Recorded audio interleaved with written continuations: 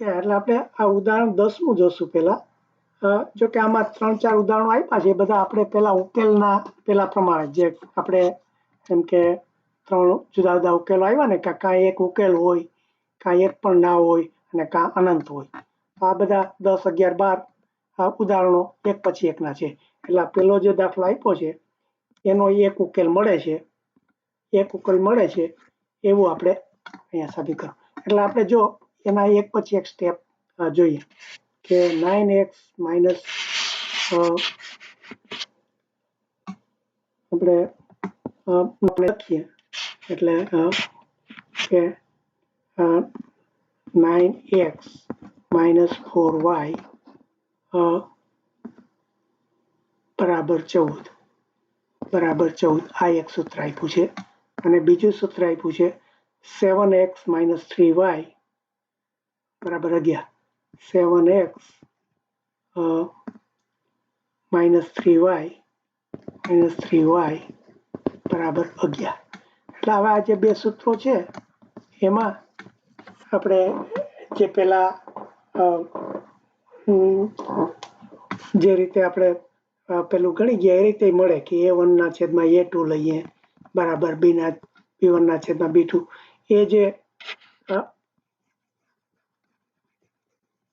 એનો ઉપયોગ બીજા માટે થશે. પણ અત્યારે જો આપણે હવે લોપની રીત, લોપ એટલે આ લોપની પદ્ધતિ એટલે કે એકને અલોપ કરી દેવાનું. અલોપ કરી દેવાનું એટલે આપણે જે x ને y બે ચલ છે એ બે ચલમાંથી એક ચલને અદ્રશ્ય કરી દેવાનું. આ અદ્રશ્ય કરી દો એટલે એક જ ચલ રહે. એક ચલ રહે એટલે આપણને એક ચલનું તો એક સૂત્ર હોય તો એના ઉપરથી એક ચલની કિંમત મળી જાય, અને પછી એકની મળી જાય એટલે એના ઉપરથી બીજાની મળે એમ હોય. હવે એટલે આની પદ્ધતિ તો પહેલા શું કરવાનું, બે સૂત્રો જુઓ. આમાં આપણે એકને અલોપ કરવું છે તો કોને અલોપ કરવું, x કે y ને કરવું કે x ને કરવું કે y ને. આમાં શું જોવાનું કે આ બે જે કિંમતના સહગુણકો આપ્યા છે એમાં એના બેને સરખા કરવા હોય, જો બે સહગુણકો સરખા હોય તો અદ્રશ્ય થઈ જાય.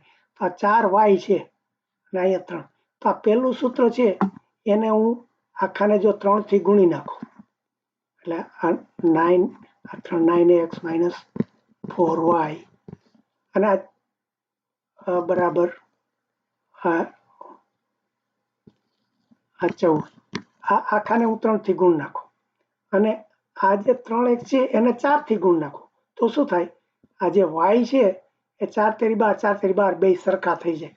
એટલે આ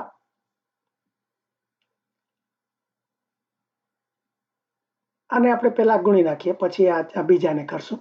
એટલે આ 9 તેરી 27x માઇનસ 4 તેરી 12y બરાબર 14 તેરી 42. હવે આ બીજું સૂત્ર છે એને હું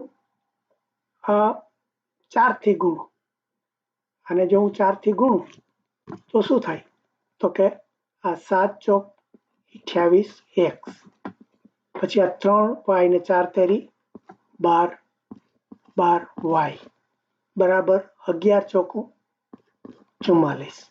એટલે આ રીતે આ જો આમાં શું થયું, આ જે આ y છે એ બેયમાં એના સહગુણકો સરખા થયા. એટલે આપણે એને અદ્રશ્ય કરવા હોય તો કરી શકાય. કેવી રીતે, આ બે માઇનસ માઇનસ છે તો આને આખી રકમને હું પ્લસ કરી નાખું ને પછી એટલે આની બાદબાકી કરું ટૂંકમાં એક વાત. એટલે આને મારે માઇનસ કરવું હોય તો આ માઇનસ થાય, આ પ્લસ થઈ જાય, આ માઇનસ થાય. આ રીતે આપણે આ જો બેયને સૂત્રને હવે ભેગા કરીએ તો આ શું છે, માઇનસ પ્લસ 12y અને આ માઇનસ 12y એટલે આનો છેદ ઉડી જાય. એટલે એનો અર્થ લોપ થઈ ગયો કહેવાય. એટલે આ લોપ થઈ ગયા. પછી માઇનસ 28 માંથી 27 પ્લસ x જાય, આ ખાલી માઇનસ x વધ્યા. એવી જ રીતે આનો લોપ થઈ ગયો તો અહીંયા માઇનસ 44 માઇનસ આ પ્લસ 42 છે તો 44 માં 42 જાય તો આ માઇનસ 2 થયા. એટલે આ માઇનસ x બરાબર 2. એટલે આને બેની બાજુ હું પ્લસ કરી નાખું તો x ની કિંમત કેટલી આવી, 2 આવી ગઈ. હવે x ની કિંમત મને મળી ગઈ તો હવે આ ગમે સૂત્રમાં હું જો x ની કિંમત મૂકી દઉં તો આ બધા સ્ટેપ પહેલા જે આપણે જે કહ્યા ને એ જ છે, પણ તમે અહીંયા આપણે એક એક મૂકતા જઈએ તો વધારે સમજાય. એટલે હવે જો આ મને એક્સની કિંમત મળી ગઈ કે એક્સ બરાબર 2 થયા. હવે આ ગમે બે સૂત્રમાંથી એકમાં હું એક્સની કિંમત મૂકી દઉં તો શું થશે? આપણા મૂળ સૂત્ર હતા એમાં કે 7x - 3x છે. આ 7 ની આ એક્સની જગ્યાએ 2 મૂકું કે આ 7 એક્સની જગ્યાએ 2 મૂકું -3y બરાબર 11.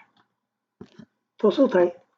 હવે આને આપણે છૂટું જો આપણે હવે એક જ ચલ હોય અને એક જ સૂત્ર હોય તો આપણે એની કિંમત મળી જાય.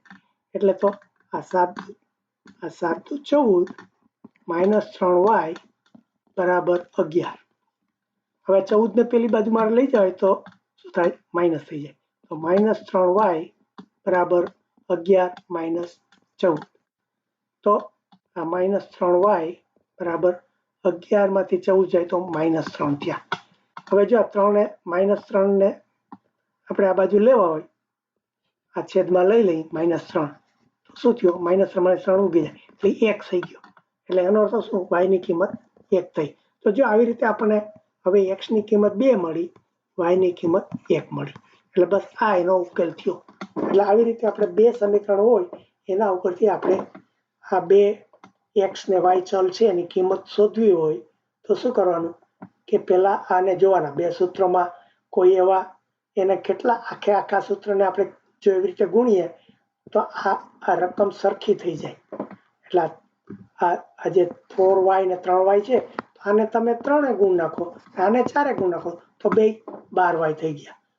અને પછી એના સરવાળો કે બાદબાકી કરી નાખો એટલે એ આખું ચલ ઉડી જાય.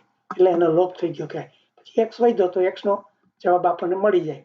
ડાબીથી જમણી બાજુ ફેરવવું એટલે પ્લસ હોય તો માઇનસ કરવું, માઇનસ હોય પ્લસ કરવું, ગુણાકારનો ભાગાકાર કરવો, એ બધી વસ્તુ આપણે હોવી જોઈએ ખબર. એટલે આવડે તો જ થાય. પછી જે કિંમત મળે એને પાછા મૂળ સૂત્રમાં ગમે ત્યાં મૂકી દો તો બીજા ચલની કિંમત મળી જાય.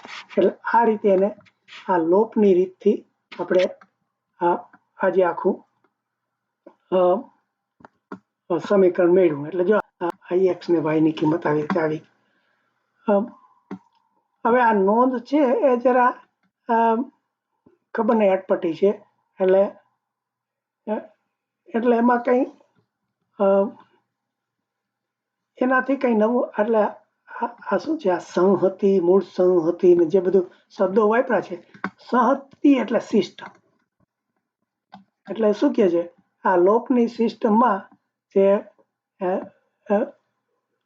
તમે આ ગુણાકાર કર્યો તો પણ એનો જે મૂળ જે સિસ્ટમ હતી એવું જ આનો ઉકેલ થઈ જશે. શું કહે છે? અહીં y નો લોપ કરી x મેળવ્યો તથા કોઈ સંઘમાં x નું મૂલ્ય y નું મેળવ્યું. વળી બેઝિક સમીકરણમાં લોપ કરવાની ક્રિયાથી મળતા સમીકરણો એટલે આપણે જે 3 કે 4 ગણ્યા એની જે પદ જે સિસ્ટમ થઈ એ મૂળ સંહિતાને સમાન છે. એટલે મૂળ જે સૂત્રો હતા એ બે સરખા છે એમ ખાલી કહેવામાં. એટલે કે મૂળ સમીકરણને ઉકેલ તથા લોપ કરવાથી મળતા સંઘનો એક જ છે તેમ આપણે સ્વીકારી લઈએ છીએ. એટલે આ બધું ગોળ ગોળ ઇંગ્લિશમાંથી કર્યું છે એટલે સમજાયું નથી. પણ આ ટૂંકમાં આપણે આ રીતે આ લોપ પદ્ધતિથી એ મેળવી શકીએ.